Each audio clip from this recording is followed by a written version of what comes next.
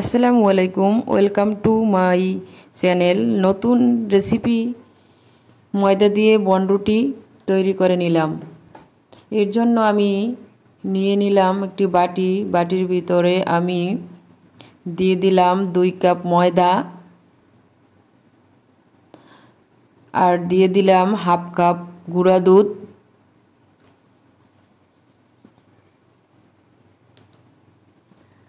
দিয়ে দিলাম 1 চামচ ইস্ট আর দিয়ে দেব একটি ডিম ভেঙে,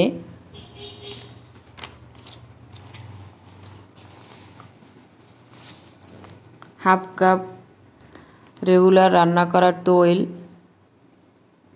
গরম কুসুম পানি দিয়ে দেব হাফ কাপ। এখন আমি এটাকে সম্পূর্ণ উপকরণ মেখে নেব, মিশিয়ে নেব। মিশিয়ে নেওয়ার পরে আমি হাত দিয়ে এটাকে ভালোভাবে মেখে নেব।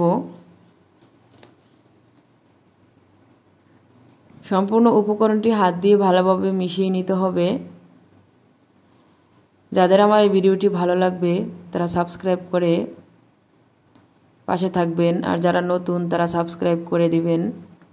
এভাবে দলা করে আমি রেস্টে রেখে দেব আধা ঘন্টার জন্য। ঢাকনা দিয়ে ঢেকে রাখব। আধা ঘন্টা পরে আমি উঠিয়ে নেব।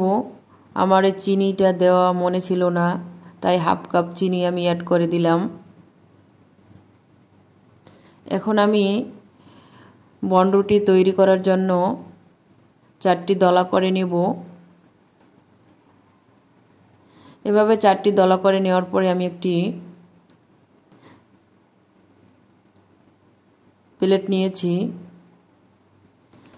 এখন এই থালটাকে আমি একটু তেল দিয়ে ব্রাশ করে নিলাম, আর হাত দিয়ে এভাবে চেপে চেপে বনরুটির দলা করে দিব। যারা যে রকমের ডিজাইন করে দিতে চান সেভাবে ডিজাইন করে দিতে পারেন। তাই এভাবে আমি হাতের সাহায্যে দলা করে নিলাম 4টি। দলা করে নেওয়ার পরে আমি দিয়ে দেব আমি ডিমের কুসুম রেখেছিলাম কালারের জন্য, তাই কুসুম ব্রাশ করে দিয়েছি। আর দিয়ে দিলাম কাজু বাদাম কেটে রাখা ছোট ছোট টুকরো করে। চুলায় প্যান বসিয়ে এখন আমি ঢাকনা দিয়ে ঢেকে রাখবো আধা ঘন্টার জন্য। হাই হিটে রেখে দেব। দেওয়ার পর এক পর্যায়ে আমার বনরুটি তৈরি করা হয়ে গেছে। দেখুন কতটা নরম ও সফট হয়েছে। তখন সাথে থাকার জন্য ধন্যবাদ। পরবর্তী ভিডিওর জন্য অপেক্ষা।